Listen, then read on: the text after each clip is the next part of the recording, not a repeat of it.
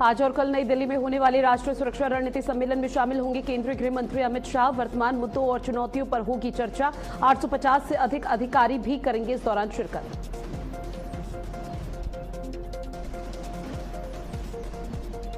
CM Yogi Adityanath का रायबरेली को बड़ा तोहफा। 869 करोड़ की 346 विकास परियोजनाओं की देंगे बड़ी सौगात।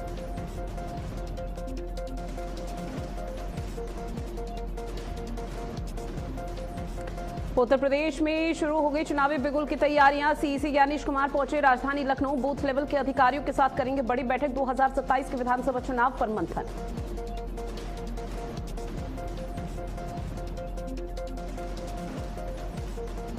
आज है सावन का आखिरी सोमवार। पूरे देश के शिवालयों में उमड़ा भगवान शिव के भक्तों का जनसैलाब। रक्षाबंधन के दिन खत्म होगा सावन का पवित्र महीना। बारिश और बाढ़ की वजह से कई राज्यों में जनजीवन अस्त व्यस्त। आज भी उत्तर प्रदेश, बिहार समेत 19 राज्यों में है भारी बारिश का अलर्ट।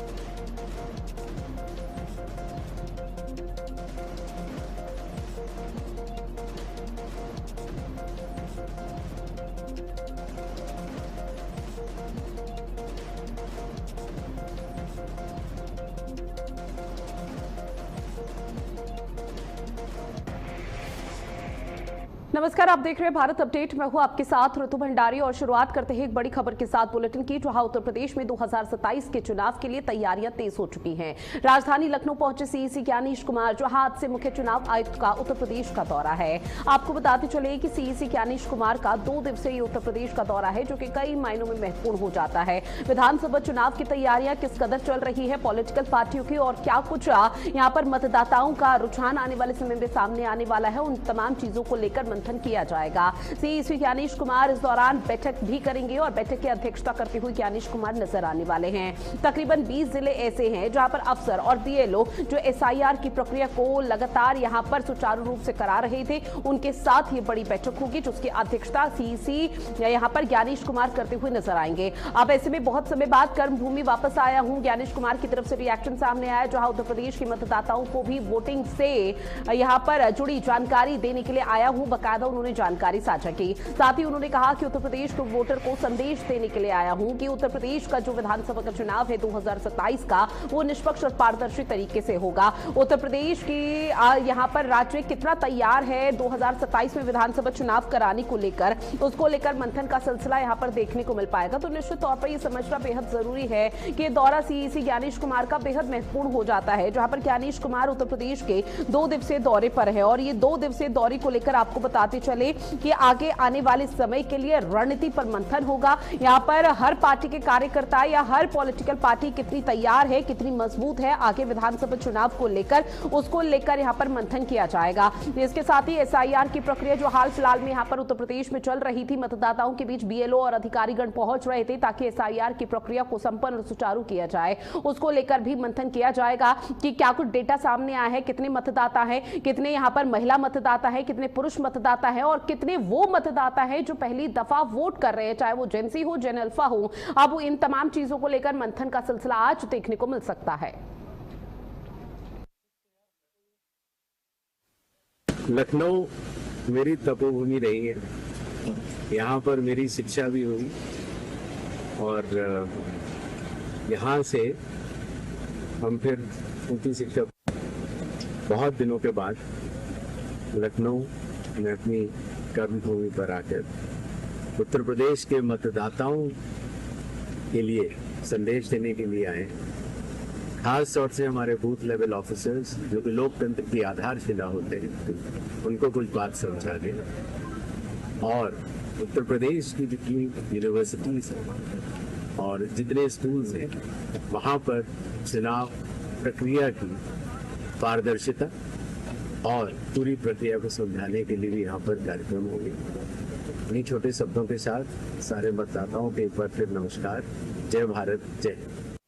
मुख्य चुनाव आयुक्त ज्ञानेश कुमार का 2 दिवसीय उत्तर प्रदेश का दौरा है और सीईसी ज्ञानेश कुमार को आपने सुना भी, जहां उनकी तरफ से बताया गया कि बहुत समय बाद अपनी कर्म भूमि पर आया हूं, 20 जिलों के अफसर और बीएलओ के साथ वो बैठक भी करेंगे। साथ ही उन्होंने कहा कि उत्तर प्रदेश के वोटर को संदेश देने के लिए मैं यहाँ पर आया हूँ और विधानसभा चुनाव की तैयारी किस कदर यहाँ पर पुरजोर तरीके से चल रही है उसको यहाँ पर समीक्षा करते हुए ज्ञानेश कुमार सीईसी नजर आएंगे। आपको बताते चले कि 24 और 25 अगस्त यानी कि 2 दिवसीय ये दौरा जो कि बेहद महत्वपूर्ण माना जा रहा है और इस दौरे का मुख्य उद्देश्य महज ये कि चुनावी साक्षरता बढ़ाना, चुनावी प्रक्रिया को जमीनी स्तर पर मजबूत करना और युवा मतदाताओं को वोटिंग से जोड़ना। क्योंकि अमूमन तौर पर देखने को मिल पाता है कि जो वोटर्स है, जो नए वोटर्स है, उनका रुझान यहाँ पर लोकतंत्र के इस प्रक्रिया में हिस्सा लेने में नहीं रहता है। अब उनको ये समझाएंगे कि निष्पक्ष और पारदर्शी तरीके से चुनाव यहाँ पर होते हैं और ऐसे में तमाम जो भी यहाँ पर प्रोटोकॉल है उसका भी पालन किया जाएगा। सबसे पहली और प्राथमिकता के तौर पर बीएलओ से संवाद है। मुख्य चुनाव आयुक्त तो लखनऊ और आसपास के जिलों के करीब 500 बूथ लेवल पर पहुंचेंगे और इसके साथ ही किस तरह से चीजें यहां पर सुनिश्चित की गई है और इसके साथ ही बीएलओ के जो तमाम अधिकारीगण हैं उनसे बातचीत करते हुए नजर आएंगे, उनसे संवाद होगा। उन्होंने बीएलओ को लोकतंत्र की आधारशिला बताया है, जो अधिकारियों के साथ भी समीक्षा होगी। 20 जिलों के अफसर इस दौरान उपस्थित रहेंगे। रमन मिश्रा मेरे सहयोगी हमारे साथ लाइव बने हुए हैं। रमन, सीईसी ज्ञानेश कुमार अब चूंकि उत्तर प्रदेश के 2 दिवसीय दौरे पर है, तो ये दौरा कितना महत्वपूर्ण हो जाता है और क्या कुछ वो प्रक्रिया रहेगी, कौन कौन से वो खास कार्यक्रम या बैठक रहेगी जिसमें सीईसी ज्ञानेश कुमार की उपस्थिति रह सकती है?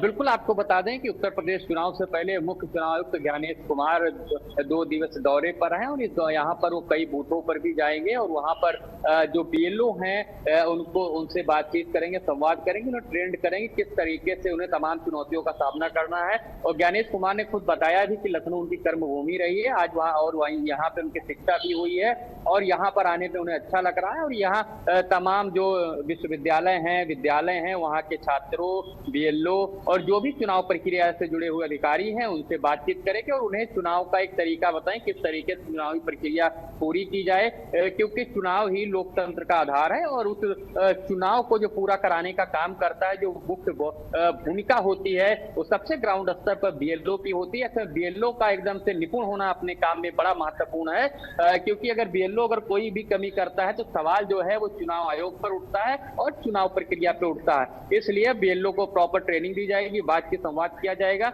और साथ में इस बड़े स्तर पर इंदिरा गांधी प्रतिष्ठान में चुनाव कार्यक्रम होगा जिसमें तमाम बीएलओ और छात्र पहुंचेंगे, अधिकारी पहुंचेंगे, तो वहां पर वो अपनी बात उन लोगों से रखेंगे किस तरीके से 2027 का चुनाव जो है वो अच्छी तरीके से कराना। और चूंकि देखिए हर पॉलिटिकल पार्टी का फिलहाल फोकस रमन इस पर है कि जेनजी को कैसे साधा जा सके और क्योंकि जेनजी को लेकर हम पिछले कुछ समय से लगातार कई तस्वीरें देख रहे हैं जहां पर देश का वो भविष्य है और शायद एकमात्र यही वजह कि मुख्य चुनाव आयुक्त की तरफ से भी छात्रों से एक बार फिर से संवाद किया जाएगा कि चुनाव की प्रक्रिया पारदर्शी और निष्पक्ष तरीके से संपन्न हो। उसको लेकर जेनजी और नए वोटर्स जो हैं उनकी शायद सहभागिता बहुत ज्यादा जरूरी हो जाती है। बिल्कुल, हर बार जो नए वोटर्स हैं उनको चुनाव आयोग जो है वो प्रमोट करता है, उनके लिए सेल्फी पॉइंट लगाता है, उनके लिए स्पेशल तौर पर उनका नाम जोड़ने के लिए स्कूलों में कैंप करता है। और लेकिन इस बार खास है क्योंकि जिस तरीके से जेनजी का ट्रेंड चल रहा है, तो जेनजी को जोड़ने के लिए चुनावी प्रक्रिया पर उनका विश्वास दिलाने के लिए कैसे वो अपने वोट का जो पहली बार वो वोटिंग करेंगे, दूसरी बार वोटिंग करेंगे, कैसे अपने मत का सही उपयोग करें और कहीं किसी के बहकावे में ना आए, इन सब चीजों को लेकर जो मुख्य चुनाव आयुक्त हैं अपनी बात रखेंगे। और देखिए यहाँ पर फिलहाल सियासी बिसात राजनीतिक पार्टियों की तरफ से बिछाई जा रही है, तो दूसरी तरफ अब चुनाव आयुक्त भी पूरी तरह से एक्शन मोड में नजर आ रहा है। अब ऐसे में क्या ये मानकर चला जाए कि जब आज तमाम समीक्षा की जाएगी और इन 2 दिवसीय दौरे पर ये जानने का प्रयास किया जाएगा कि उत्तर प्रदेश 2027 के विधानसभा चुनाव के लिए कितना तैयार है, तो शायद आने वाले समय के लिए तारीखों का ऐलान भी बहुत जल्द हो सकता है। बिल्कुल, आपको बता दें एक साथ ही उत्तर प्रदेश, उत्तराखंड, पंजाब जैसे कई प्रदेशों के चुनाव हैं। उत्तर प्रदेश सबसे खास हो जाता है, यहाँ से प्रधानमंत्री का ये क्षेत्र भी आता है और सबसे महत्वपूर्ण, सबसे बड़ी आबादी वाला क्षेत्र है उत्तर प्रदेश। और उत्तर प्रदेश में जो कि तीसरी सबसे बड़ी पार्टी समाजवादी पार्टी, वो लगातार जीतने पर भी और वो चुनाव आयोग पर लगातार सवाल खड़े करती है। अभी हाल में ही बांकीपुर और दतिया में भी सवाल खड़ा कर दिया अखिलेश यादव ने। ऐसे में चुनाव आयोग लगातार अपना परीक्षण देता आया है और निमंत्रण देता आया है कि आइए आप साबित करिए, लेकिन कोई प्रैक्टिकल तौर पे वहां पर नहीं जाता है। लेकिन अब जो भ्रामक तौर पे अगर उनके बयानों के तौर पे भी जो लोग उनके विश्वास में आते हैं उसको भी खत्म करने के लिए ज्ञानेश कुमार लगातार हर प्रदेश में जा रहे हैं और जो बीएलओ हैं, छात्र हैं, उन्हें जागरूक कर रहे हैं कि आप अपनी जिम्मेदारी को समझिए, क्योंकि और राजनीतिक दल तो अपने हिसाब से इल्जाम लगाते हैं, अपने हिसाब से समर्थन करते हैं। गलत नहीं होगा, एक तरफ पॉलिटिकल पार्टी सियासी बिसात बिछा रही है तो वहीं चुनावी बिगुल अब फूंक चुका है, जिसके चलते 2 दिवसीय दौरा सीईसी ज्ञानेश कुमार का है। बहरहाल अपनी जानकारी साझा की रमन, उसके लिए बहुत शुक्रिया। अब बात करते हैं अगली खबर की, जहां रक्षाबंधन पर मुख्यमंत्री योगी आदित्यनाथ ने एक बार फिर से पत्र लिखा है प्रदेश के नाम, और इस बार जो प्रदेश के नाम पत्र लिखा है उसमें बहन बेटियों को शामिल किया गया है, यानी कि बहन बेटियों की सुरक्षा को लेकर सीएम योगी आदित्यनाथ का बड़ा संदेश और संकल्प है। रक्षाबंधन पर महिलाओं के लिए 3 दिन फ्री बस सेवा सुचारू रूप से शुरू कर दी गई। इसका ऐलान पहले ही कर दिया गया था राज्य सरकार की तरफ से। 27 अगस्त से ये सुविधा लागू हो जाएगी, जो कि 29 अगस्त तक संपन्न होगी। महिलाओं के लिए फ्री बस यात्रा है, अगर उनके साथ कोई और ट्रैवल करना चाहता है सिर्फ एक यात्री को मुफ्त में यहां पर ट्रैवल करने की सुविधा दी गई है। हर बहन बेटी के सम्मान और सुरक्षा का संकल्प लेने की बात कही गई है।